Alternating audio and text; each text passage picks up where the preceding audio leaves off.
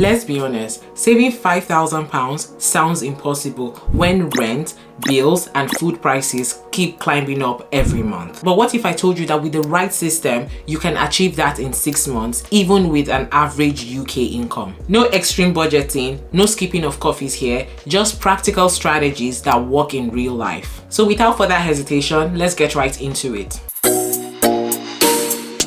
So if you're in the UK right now and trying to save, I get it. Everything feels expensive. Most people in the UK fail at saving not because they don't earn enough, but because they don't have a clear structure on where their money should be going. So in this video, I'll break down exactly how to save £5,000 in 6 months, whether you earn £2,000 or £3,000, by focusing on what actually moves the needle. Stick around till the end because I'll also be sharing a personal trick that helped me save consistently without feeling restricted. The very first step is to start with a realistic monthly goal or target. First, you need to know your numbers. £5,000 in 6 months is equal to £833 per month. That's your goal. Don't panic. I know it sounds like a lot, but it doesn't mean you need an extra £833. You can hit that number by doing 3 things. 1, reducing wasteful spending. 2, redirecting your current savings. And 3, increasing short-term income. So if £833 feels unrealistic, how about reducing it to something that feels more achievable for you? Maybe £500, maybe £400 a month, and then scale it up once you build momentum. Remember, the goal here is consistency and not perfection. Now the second step is to track every pound. Okay, you can't improve what you don't measure. You can't save what you don't track. If you want to save more, you have to understand clearly where exactly is your money going, so it can show you what you need to cut back on in order to achieve that saving target. When you're not tracking, it's easy to underestimate, overestimate, but more often than not, most people underestimate their spending by like 20 to 30%. Meaning if you're thinking you're spending £100 or something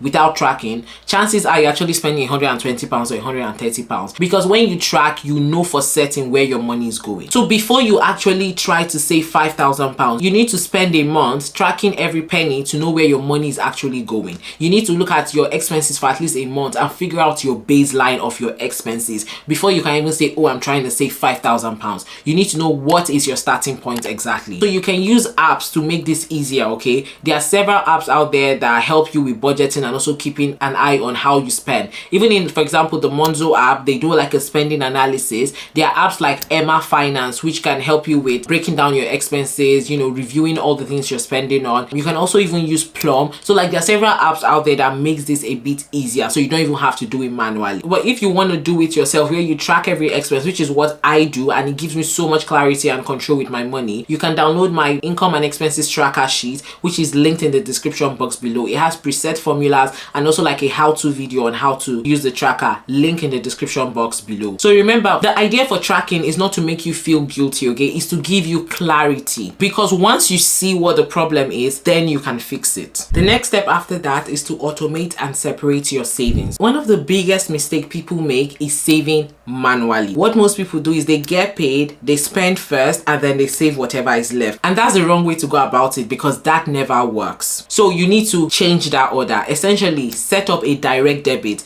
that once you get paid, X amount of money leaves your account and moves into a saving pot even before you look at your salary. Like before I even open my bank account to check my salary, my savings most times has already left my account. That's how you want to set it up, so that it is not even negotiable. It's not something you have to rely on your willpower. It's already automated and it runs without you doing anything about it. So apps like Monzo, Starling, Chase Bank, they make it very easy for you to create several multiple savings pots within an app. So you might want to consider using one of these because they make it easy. You want to remove friction as much as possible. Essentially, the goal here isn't to try to save, is to make it automatic. Okay, we can't rely on trying. Just make it automatic, so it even removes you from the equation completely. The next step is to cut out or reframe 3 major expenses that you have. So most of your spending that you make, it sits in 3 buckets. Okay, it's either is a housing cost, it's a food cost, or it's a lifestyle expense. Okay, so these are the 3 major categories. So if you tackle even one of these buckets, you're going to see results. Now the first one is housing. This one is a bit harder to move, but if it's possible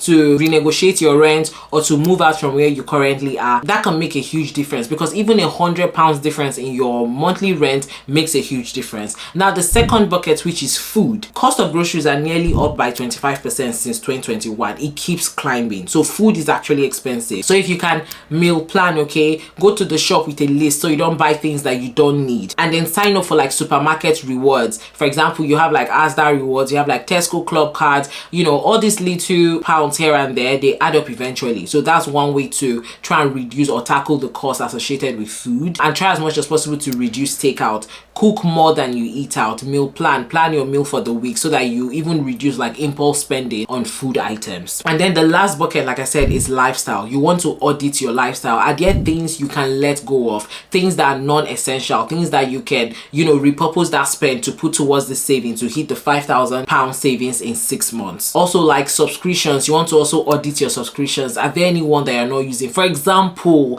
Disney Plus recently told me that they're increasing from $12.99 to $14.99. I had an honest conversation with myself. How many times in a month do I watch Disney Plus that I'm still keeping it? And immediately I cancelled it. So you want to do the same. Audit your subscriptions. Are there things you're not using that you can actually cancel to release maybe £10 here, £15 here, all in a bid to help you hit your savings targets faster? Saving £5,000 isn't about deprivation, okay? It's about being strategic with what you already have. The next step is to boost your income, okay? There's only so much you can cut out from your expenses, but one of the things that has no limit is how much you can earn, okay? So you can boost your income in order to try and hit this target within 6 months. Now, how do you do that? This could mean taking on a side hustle or even a freelance job. And the truth is, you wouldn't even need like this second job forever. It's just a temporary boost to help you hit your savings faster. So example of the side hustles you can do, you know, dog walking. There are people that are always looking for, you know, people to walk their dogs. You can also do babysitting. There's also babysitting, okay? Offer services like making hair, makeup, tutoring children, you know, home lessons like we'll call it. Freelancing on places like People Per Hour, Fiverr, Upwork. You can also take up delivery gigs like Uber Eats, Deliveroo, Just Eat, selling your unused items or old clothes on Vinted, eBay, Facebook Marketplace. So basically just looking for ways to boost your income a bit as you're trying to hit this goal, because trust me, it is very much achievable, because even an extra £200 or £300 a month can massively accelerate your savings. Just think of it as a short sprint for long-term freedom. And last but not the least is to save with a purpose, okay? Saying you want to save £5,000 in 6 months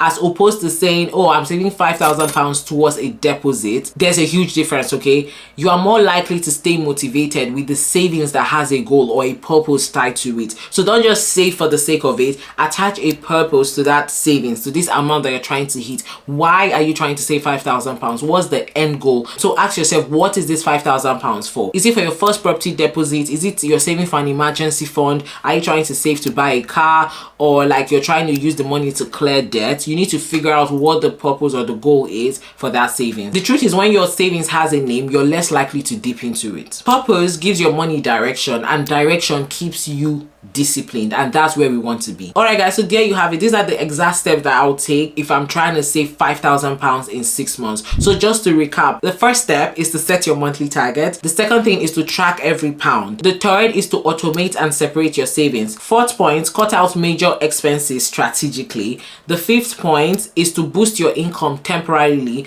and the sixth is to give your savings a purpose. And that's how you save £5,000 in 6 months. Not through sacrifice, but through structure and awareness, because when you control your money, you control your life. All right guys, we have come to the end of this video. I hope you found this video helpful. If you did, make sure to give me a thumbs up, make sure to like, you know, leave a comment down below. It really helps out my channel a lot. If you found this helpful, once again, you can download my income and expenses tracker sheet with preset formula, how-to videos, all linked in the description box below. All right, till next time guys, thank you so much for watching, and bye bye.